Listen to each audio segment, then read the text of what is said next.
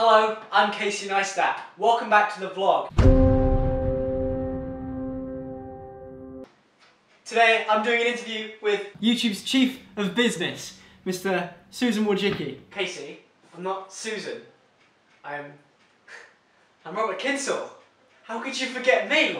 Everyone knows me. Then again, right? Who are you? I was promised by YouTube, Susan. So I mean, who are you? I'm Robert Kyncl, Chief of Business at YouTube. In fact, I care for everyone. I love you all. I'm like the Care Bear for all my little spawn minions. I love you all. Even though I may or may not have created the yellow monetization symbol. Casey? Casey.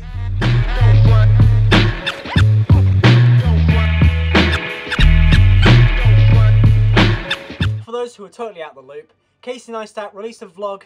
No, he didn't this time, BluesDank, okay? Yesterday, Casey Neistat uploaded an interview with Robert Kyncl. Now, Robert Kyncl is the Chief Business Officer over at YouTube, and what he likes to do is, you know, fuck you in the ass. The interview addressed a lot of the Logan Paul controversy, and some other questions just regarding creators, adpocalypse, and just the increasing amount of worry and concern in the YouTube's community as of recent. Now in this video I just want to go over some of the points that were made, some of the questions that were asked, and just jump in with my own 2 cents really and just give you my opinion and how I feel like it could have gone and how it should have gone. Before I get into it, just a disclaimer, I loved the interview, I thought it was really well done, it was great, but I was definitely missing a few things that I just want to jump in on. They know Susan, but people don't know you. So who are you and what do you do? Sure. So I'm Robert Kyncl, I'm Chief Business Officer of YouTube. And in my day-to-day job, I'm responsible for all of the YouTube creators and content partners who are making their living on YouTube and creating amazing audiences. We had a press reply the next day within in less than 24 hours, but our social response was delayed. And so what we were working on is we were trying to formulate our response, and of course, you know, with Logan and a lot of his projects for original productions, there are hundreds of people involved, people whose paychecks depend on it. So we don't want to make a rash decision that impacts so many people's livelihood. It's not just Logan, it's many other people across multiple projects. Now with Logan Paul's original production team, I never even thought about this. When they cut his original series, when they cut him out of YouTube Red series, they cut him out of YouTube Google Preferred. At first, I was just like, wow, there you go. That's a hit to his wallet. That's what he deserves. That's what he got. That's what he gets for being an arse. I never, and I'm sure a lot of other people didn't think about this, but there's like production teams, there's sound guys, there's a legal team, there's producers, there's script writers, there's people who come up with ideas for Logan, there's creative directors. There's so many people behind the scenes, like video editors as well. I didn't even think of that. There's so many people behind the scenes helping Logan with his career and with his original content especially. That's like a full production team. That's full-blown $1 million production team. Yeah, I never really thought that, of course, YouTube took 9 days to respond to this properly. I mean, they did do a response 24 hours after, but they took 9 days after. And I'm sure that's, you know, kind of justified when you think about the fact that they were kind of thinking about all these other people's paychecks. They were thinking about livelihood of people.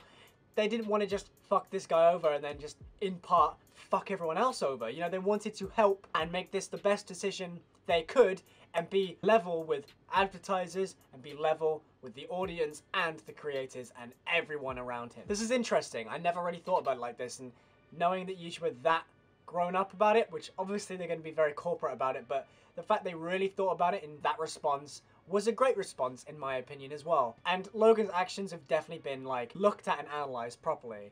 I do know his ads were taken away, and now I'm being told that his ads have come back. I'm perfectly fine with that. If YouTube think, no, he's going to be fine now, he has a legal team making sure his content will be advertiser friendly, I see no issue with that. I don't see an issue with him gaining monetization and ad revenue. There's no issue with that for me. What I do have an issue with is Logan's ideology and his mindset of just not understanding that being near dead things never works well for him. I just wish he would be a bit more sane and relax a bit, maybe. Not be so over the top and outlandish, but I'll give it to Logan. His content's really enjoyable, and I'm sure a lot of you can agree with me.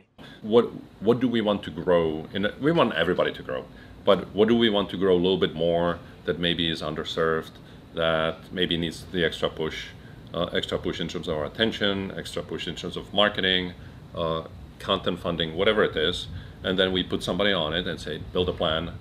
They build a plan, we approve the plan, and then they start executing against it. That's how the process with us works. Now the content funding, the social pushing and boosting and putting people into recommended and trending, that's something I never thought that YouTube would talk about. When Robert Kyncl in this interview mentions that there are creators that he wants to help push along, there's creators that they want to give more of a boost to, and it's like, that's nice to hear that they're looking for creators to give a little bit more of a boost because they're struggling, like, I'm guessing animators, because of their algorithm, right? He discusses his favorite type of genre, which is like news channels and stuff, which is kind of commentary based as well.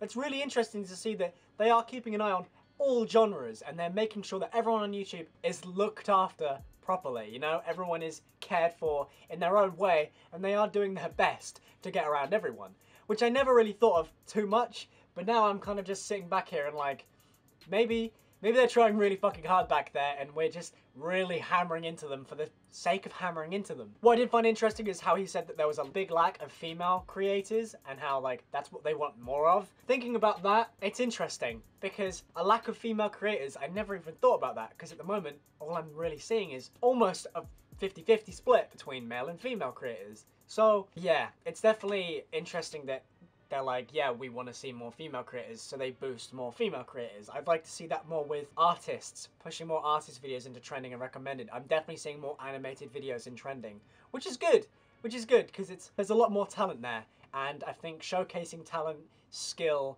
and well, just interesting content is what YouTube's all about. Just variety and just advertising different types of content to different types of people, and then just eventually building an audience. That's YouTube in itself, and that's what I love about this site. Anyway, if you haven't seen the interview and you want to read the book as well, links to that will be below. Thank you very much for watching. If you enjoyed the video, hit that like button, subscribe if you're new, and comment what you thought of the video. I've gone for a little bit more of a different style, a bit more open with you. I have got a script, but I'm going more off the top of my head as well, and I'm involving skits and things, so tell me what you think. Give any feedback you can in the comments below, and yeah, peace.